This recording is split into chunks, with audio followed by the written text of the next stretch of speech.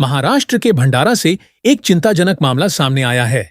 जिला सामान्य अस्पताल में प्रसव के बाद एक 22 वर्षीय महिला की मौत हो गई। मृतका के परिजनों ने डॉक्टरों पर गंभीर लापरवाही के आरोप लगाए हैं। परिवार का कहना है कि सही समय पर उचित इलाज नहीं मिलने के कारण यह मौत हुई है। जानकारी के अनुसार पूजा शिवणकर नाम की महिला को प्रसव पीड़ा शुरू होने पर जिला सामान्य रुग्णालय भंडारा में भर्ती कराया गया था। यहां उनका सिजेरियन ऑपरेशन किया गया। ऑपरेशन के बाद उन्हें वार्ड में शिफ्ट किया गया, लेकिन तड़के अचानक उनकी तबीयत बिगड़ गई। अस्पताल के डॉक्टरों ने स्थिति गंभीर बताते हुए उन्हें तुरंत नागपुर मेडिकल कॉलेज रेफर कर दिया। परिजनों का आरोप है कि भंडारा अस्पताल से रेफर करते समय महिला की केस फाइल उन्हें नहीं दी गई। जब फाइल की मांग की गई तो अस्पताल प्रशासन ने देने से इनकार कर दिया, जिससे परिजनों को लापरवाही का शक हुआ। नागपुर मेडिकल कॉलेज में भर्ती कराने के कुछ ही समय बाद महिला की मौत हो गई। इस घटना से परिवार पर दुखों का पहाड़ टूट पड़ा है। नवजात शिशु के भविष्य को लेकर भी चिंता बढ़ गई है। परिजनों ने दोषी डॉक्टरों के खिलाफ सख्त कार्रवाई और गैर इरादतन हत्या का मामला दर्ज करने की मांग की है। साथ ही सरकार से नवजात बच्चे की परवरिश की जिम्मेदारी लेने की भी अपील की है। अब सवाल यह है कि क्या इस मामले में स्वास्थ्य विभाग जांच करेगा और जिम्मेदारों पर कार्रवाई होगी? फिलहाल पूरे जिले में इस घटना को लेकर आक्रोश का माहौल है। माझे नाव निकेश भैयालाल शिवणकर आहे। माझ्या पत्नीचे नाव पूजा निकेश शिवणकर आहे। आम्ही मासलला राहतो। आम्ही तिला 23 तारखेला 11 वाजता भरती केलेलं होतं। 25 तारखेला तिचा सिजर झाला। त्याच्यानंतर आम्ही तिला वार्डमध्ये शिफ्ट केलं, वार्ड नंबर 7। आणि मग काही वेळानंतर 3:30 वाजता तिचा अचानक अटॅक यायला लागला तिला, आणि ती हात मुठी बंद करायला चिरडायला लागली आणि चिटिंग असे बोलायला लागली होती। त्याच्यानंतर आम्ही ICUमध्ये भरती केलं तिला। त्या ICUमध्ये आम्ही 108ला फोन केला, ते गाडी लवकर आली नाही।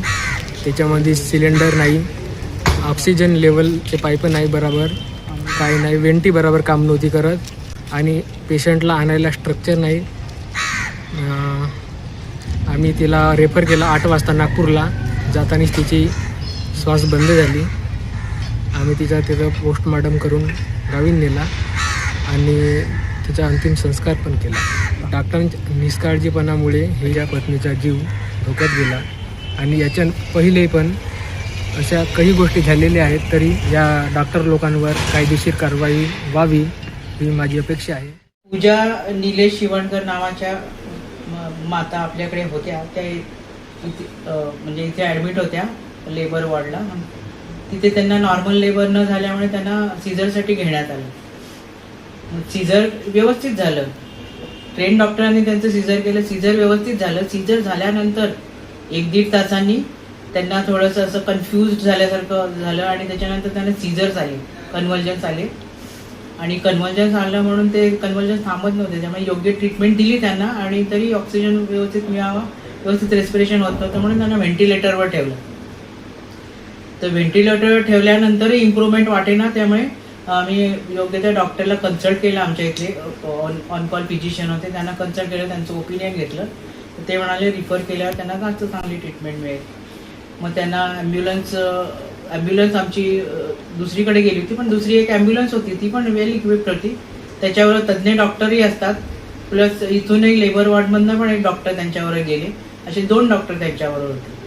आणि ते तिकडे साधारण ते ॲम्ब्युलन्स आली 6:30-7ला, तेव्हा ती अगोदरच गेली ती ॲम्ब्युलन्स, आणि तिकडे ती 9 ते 9:30च्या दरम्यान पोहोचली ॲम्ब्युलन्स। तेव्हा पेशंटची कंडिशन म्हणजे तशीच होती, इथे जशी होती तशी, पण पेशंट हयात होता। आणि तिथे गेल्यानंतर तिथल्या डॉक्टरांनी वॉर्ड नंबर 57मध्ये त्यांना ॲडमिट करून घेतलं, वॉर्ड नंबर 52मध्ये ॲडमिट करून, बेड नंबर 20। मग तिथे त्याची ट्रीटमेंट केली, पण 2-3 तासाच्या प्रयत्नानंतरही त्यांचं काही ठीक होण्याचे काही चान्सेस नव्हते, आणि अल्टिमेटली ते एक्सपायर झाल्या पेशंट। रुग्णवाहिका आपल्या एक असतं ते ॲडव्हान्स लाईफ सपोर्टची रुग्णवाहिका असते, ती VIP व्हिजिटसाठी गेली होती राष्ट्रपतींच्या तिकडे। नंतर दुसरी आम्ही रुग्णवाहिका मागवली, ती पण व्यवस्थित होती, ऑक्सिजन सिलेंडर वगैरे होतं तिथे। पेशंटला देत देत अँबुबॅग पण असते, त्याच्यानी आर्टिफिशियल रेस्पिरेशन असं देत देत आम्ही ऑक्सिजन देत देत त्यांना तिथे नेलं. पेशंट तिथे जेव्हा गेला नागपूरला GMCला गव्हर्नमेंट मेडिकल कॉलेज, तेव्हा ते म्हणजे जिवंत होते ना. त्याच्यानंतर 3-4 तासांनी त्यांच्या प्रयत्नानंतर, तिथल्या डॉक्टरांच्या प्रयत्नानंतरही त्यांना काही जीवदान देता आलं नाही.